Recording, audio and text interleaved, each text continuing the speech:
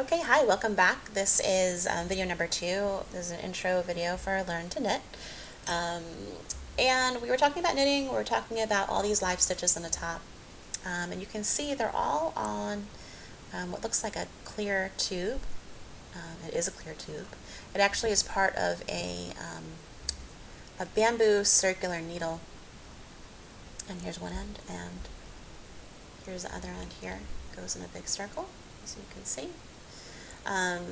So these needles, I will confess, I actually did not use them to knit this swatch. The bamboo part's great, nice and smooth, looks good, but the cables are very, very inflexible.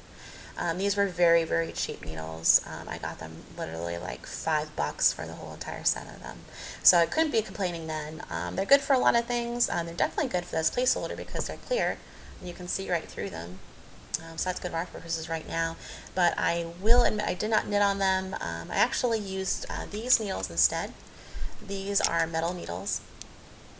They're made in Germany by a company called Addi. They make a lot of different knitting needles. Some of their more popular ones are the metal needles that they have here.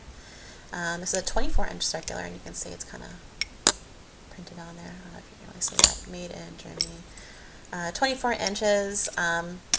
They're good because they're very slick, so they allow me to knit very quickly.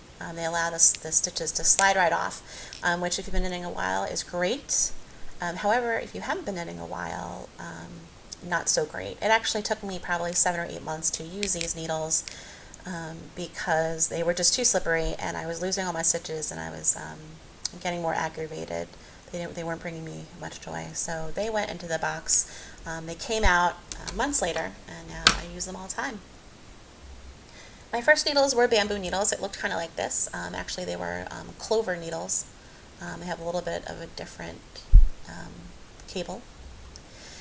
Like all circular needles, they are tapered and they taper down to a join here. The join is kind of like the Achilles heel of circular needles. If it's nice and smooth, you won't notice any difference when the stitches slide over here, but if it's rough, this one is a little bit rough, you will want to tear your hair out. So it's probably the big reason that I don't really use these that much, that and the fact that they're very inflexible. They're a size US 11. Our US sizes are just, what we call them. The rest of the world pretty much uses the metric system. This is an 8.0 millimeter needle. Circular needles also have a length. I believe these are 29 inches, 32 inches, somewhere around there. They're quite long. They're longer than I need for this, but they're fine. You can use longer ones. You'll just have more slack in your cable. The good thing about these needles is they're clear cables, so you can actually kind of see better what's going on with the stitches that are on the needle. Let's see if I can get this a little bit closer. So as we said before, we have these V's. These stitches are all looking like V's. Ignore this little plastic part here, we'll get to that. You can see when we get into the multicolored part with the gray and the yellow, V, V, V, V, looking like little birds. Column of stitches, and so this column all the way up, you follow it up, at the top of it is this live stitch. It doesn't kind of look like the rest of them because it's on the needle. If you were to turn it though, let's pretend it's not on the needle anymore. It's not going to be in a second. It looks like just the rest of them, but it's turned. There are two parts. There's two legs, front leg and a back leg. Or as you can see on here, this side leg and that side leg. All of these stitches are facing the same way, which means they're all rotated so that if you're looking at here, the one that's on the right is on the front. And that's the same for every single stitch. So every right leg, if you're looking at it this way, is in the front, and they should all be matching usually if you have the same kind of flat stockinette stitch anyway. Obviously, when you get into more complicated things, they may not all be looking the same way, but for our purposes, right now they are, or there should be. If you come across a stitch that is not facing the right way, you can always turn it around when you get to it. So if you see these stitches, you can see, you can follow from one stitch to the next. There's these little connecting pieces of yarn. So basically the stitch goes under the stitch below, over the cable, on the stitch below, through, and it goes to the next one. So it's kind of like a little doot, doot. It kind of takes the shortest route possible. I pull it apart more, you can kind of see it.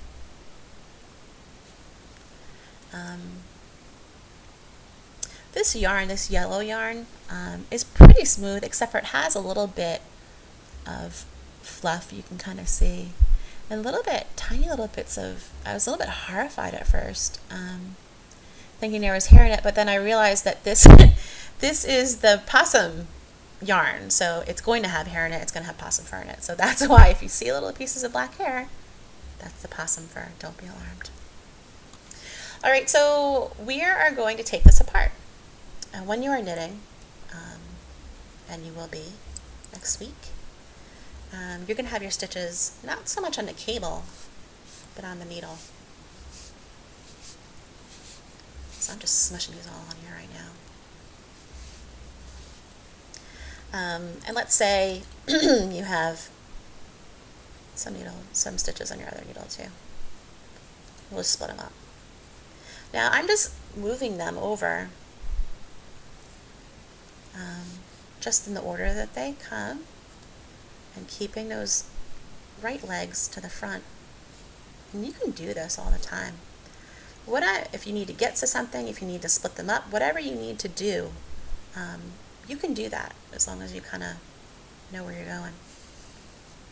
So now I have some stitches on here, stitches on the other needle. And you can see, whoa, sorry about that. So we have, let's say I'm knitting, and it will look a little bit different. One of the most common things you will do is one of your stitches will fall off. At which point, when this first happened to me, I completely freaked out. I was like, oh my God, what do I do? Panic attack. If we just look at this one stitch, we're going to actually let this fall down even more. So I'm going to rip it even more.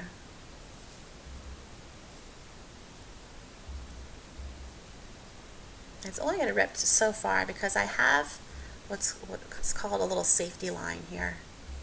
And you can use these whenever you want. Particularly lace knitters, people who do a lot of really complicated patterns might put a safety line in every so many stitches just to kind of hold their place. So if they do have to rip back or something happens, everything's on one place. They don't really have to stress about catching the stitches. So as I said before, all these stitches are live, and if you do drop one of them or unravel of them, something will happen. In this case, we have what looks like a ladder. And sometimes you drop stitches by accident. Sometimes you'll do it on purpose. Sometimes this is a design element. Sometimes you'll want like a nice, loose, kind of laddery, lacy look. And that actually is part of some patterns, believe it or not. But for our purposes, it's not really what we want. But it shows us what happens when you drop a live stitch and what unravels. Now notice that nothing happens to these guys if they're on the needles. They're not going to unravel because they've got their own little thing going on.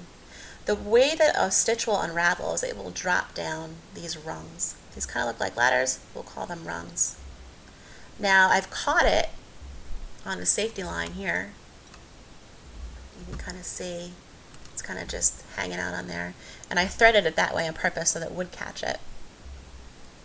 Move that close so you can see it. So it's not going to unravel anymore. That's as far as it's going to go. If I didn't have the safety line, it can go all the way down. You'll find in some wool, and some yarns actually that are wools, most likely wools, slicker yarns that aren't wool, like bamboo, mercerized cotton, something shiny, something smooth, silk. sometimes if you drop a stitch, it'll go boom, boom, boom, boom. It'll keep going all the way down. But it's okay. You can always pick it back up. The beauty of this is that you don't have to freak out, because this is just the way the knitting is structured. So you can kind of see.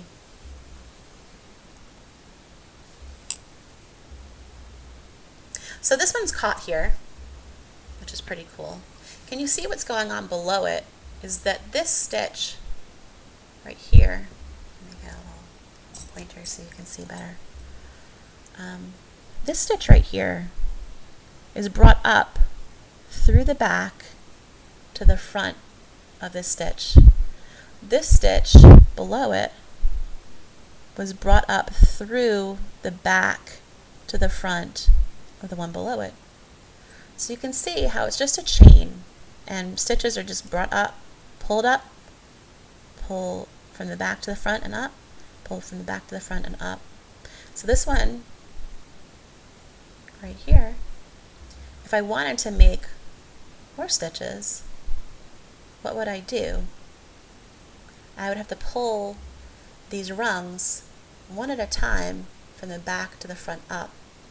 And so in doing this, we're actually learning how to fix a stitch, but at the same time, you're learning that the structure of how these stitches is formed is that this little V, which actually we will call now a knit stitch, is formed by a yarn being in back, being pulled through the hole and up. And I'm actually going to do that with a trusty little crochet hook. Crochet hooks are really good even if you don't crochet, because they will allow you to pull little pieces of yarn where you want them to be. So we have this hole here. This is our stitch that's live right now. If it didn't have this safety line on it, it would be unraveling right now. We're going to pull this rung, the first rung that we have, through. Like that. So basically, we just made another V. Check that out. And so what if we did that again? We have a yarn in back. We want to make a knit stitch, so we're going to pull that yarn from the back to the front again. I'm going from the front, through the loop, to the back, and then pulling that up. Check it. Now it looks a little bit more like it did. Let's do it again. Another knit stitch we need. We have 2 more to go because we have 2 more rungs that don't have any stitches on them. I'm gonna just kind of keep that there. I'm going to go from the front to the back. The thread is in the back, so I want to pull it forward. I've got another one. Oops, sorry. Let me get back in the little camera frame. I've got another one, and I have one more free rung left, and I want to do that one too. So I'm just going to hold on to this one. I'm going from the front to the back, getting that back thread, pulling it up. So now I have my live stitch. It's on my crochet hook, and I fix all that. So not only is that awesome because we fixed it, but you can also see that when you let it go, it's just a bunch of ladder rungs. If you find your live stitch, the one that's going to unravel next, the knit stitches are formed by pulling from back to front, from pulling a thread, a yarn from back to front and up. And so now that we've saved this, I can put it back on. Yay, we're back in business. Take my crochet hook out. And it's just like it was before. Not bad. Now, if I had 2 stitches, sometimes like a whole needle will fall out. And a whole bunch of stitches will fall. Happens all the time. In a wool yarn, and a lot of other kind of fuzzy, sticky yarns, alpaca, things like that. Wool particularly, your stitches might just stay where they are. So sometimes it's better just to freeze, stop what you're doing, and you can just put your needle right back in. Not a big deal. All right. So let's look further down here. Do you remember, these are all knit stitches then? Because you can see, just like let's go back and focus. Just like we saved this one, we made knit stitches all the way up. It would be it'd be pain in the neck to make these one by one. That's why we make so many of them in a row at one time. If we had to sit there and pick this up, pick this up, pick this up, it would take forever. So that's why we have so many live stitches at one time, is so that we can just make them all, make all of them in a row, go to the next row, and make them all again. So I hope that kind of makes a little bit more sense. There's some big differences between crocheting and knitting, and this is the main difference, is you have all these live loops. All right, so let's do something else now.